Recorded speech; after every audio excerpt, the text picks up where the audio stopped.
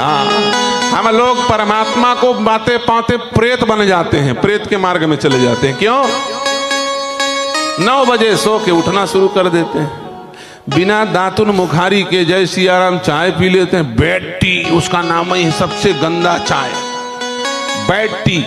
बिना ब्रश, बिना मंजन, बिना नहाए चाय पी लिया। अरे भैया, भगवान को पाने निकले हो, कोई कमजोर आदमी थोड़ी हो। भगति करे कोई सूरमा, भक्ति सूरमा करता है। संकल्प ले लो, बिना स्नान किए, बिना ठाकुर को भोग लगाए पानी नहीं पीऊंगा। संकल्प करो ना, ऐसे भगवान नहीं मिलेंगे। छोटे से चीज से लड़ नहीं पा रहे हो और इतने बड़े भवसागर को पार करने चले हो। संकल्प करो, जब तक हम स्नान नहीं करेंगे, जब तक हम ठाकुर जी का पूजन नहीं करेंगे, तब तक एक गिलास पानी नहीं पिएंगे। कई लोग बोलेंगे महाराज जी, बाबा जी तो कहते हैं योग ऋषि जी कि सवेरे उठ के 1 लीटर पानी पीना चाहिए। ठीक है, वो भी अच्छी बात है। स्वास्थ्य साधक रोगी हो तो पियो। भैया, यदि स्वास्थ्य गड़बड़ होगा ना तो तन गड़बड़ होगा, इसी जीवन के लिए, है कि नहीं?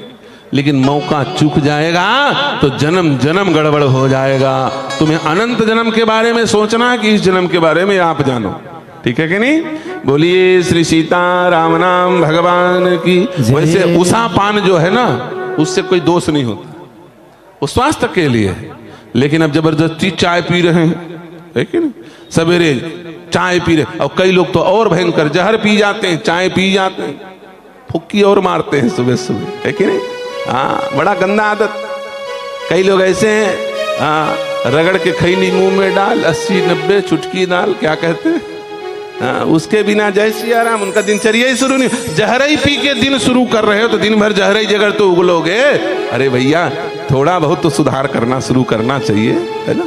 कर सके तो वैसे करना चाहिए। इतनी शक्ति अपने अंदर है, इसमें कोई योगी जी और मोदी जी समर्थन देंगे तभी होगा वाली बात नहीं है। इसमें कोई सरकारी सुरक्षा मिलेगी तभी कोई ऐसी बात, ये तो आपके बस की बात है, आप अपने बल से कर सकते हो। शासन प्रशासन की इसमें कोई आवश्यकता नहीं है। गुरुदेव ने जैसे ही खीर दिया, दशरथ जी महाराज को कहा, यह भी बांट देव नृप जाई, जथा जोग जही भाग बनाई। दोनों माताओं को ले जाकर के कौशल्या और कैकेयी को दिया। कौशल्या कैकेयी ने देखा कि सुमित्रा को कुछ नहीं मिला है, आधा आधा उन्होंने सुमित्रा को दे दिया। सुमित्रा जी ने कहा, मेरा नाम उपासना है। सुमित्रा कौन है? उपासना। क्रिया शक्तिश्च कैकेयी सुमित्रो उपासनात्मिका, ज्ञान भक्तिश्च कौशल्या, वेदोन दशरथो नृपः। उपासना कभी अपने पास कुछ चीज नहीं रखती। तुमने एक बार राम नाम जपा होगा, जब तुम्हें जरूरत होगी उसका पुण्य वो 10 गुना करके वापिस करेगा। सच बताओ, अजामिल कोई बहुत बड़ा भक्त नहीं था। उसने शुरुआत में जीवन के त्रिकाल संध्या किया था, शुरुआत में जीवन के ब्रह्म गायत्री का जाप किया था। बाकी जीवन भर उसने वैश्या का संग किया, गणिका गमन किया, दुराचार किया, अनाचार किया।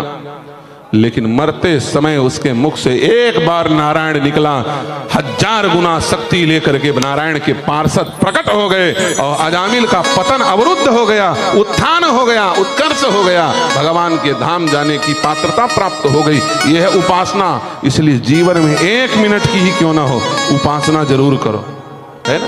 कई लोग ऐसे हैं, नहाते हैं, धोते हैं और स्नान करके ऐसे दौड़ते हैं थाली की तरफ जैसे शेर हिरण को खाने दौड़ रहा, जैसे भोजन को कोई थाली उठा के भाग जाएगा।